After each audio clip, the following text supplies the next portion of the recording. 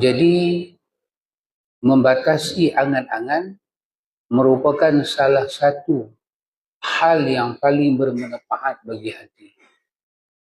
Maka timbul soalan, apa itu angan-angan?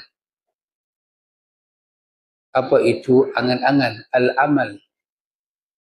Al-amal merujuk kepada makna yang tajuk dipakai oleh penulis ini, iaitu seorang itu mempunyai suatu rancangan hidup di masa depan. Dengan dia merancang begitu tersusun, dengan dia melupakan akhirat. Dia menyusun hidup dia dengan begitu, kita kata dengan begitu elok sekali. Apa dia nak buat, apa yang dia merancang, dengan dia melupakan kehidupan akhirat. Kalau kita kata dia lupa akhirat, apakah benda yang paling tunjang dia lupa akhirat? Benda paling tunjang lupa akhirat itu ialah bukan kata dia lupa kata akhirat itu ada. Tidak. Benda paling tunjang ialah bahawa dia tak ingat langsung kata akhirat itu lebih baik dari dunia. Tak ingat langsung.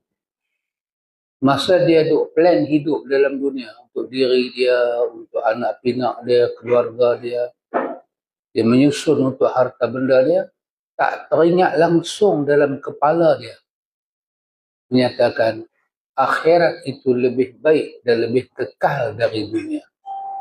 Wal akhiratu khairun wa abqa. Akhirat itu lebih baik dan lebih kekal daripada dunia. Masa dia susun hidup dia dalam dunia, tak teringat langsung dia benda ni. Bukan melupakan akhirat itu dengan makna kata kita kata ambuhan yang tak ingat akhirat. Tak. Siapa-siapa pun katalah dia kita kata dia seorang agama. Dia pakai kepiah, dia pakai jubah, berselendang. Kita tengok dia, oh orang ini banyak ingat akhirat.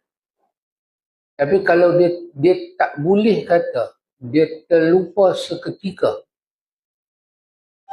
akhirat itu lebih baik dan lebih kekal dari dunia. Ketika itu dia ditulis sebagai orang yang melupakan akhirat. So, mengingat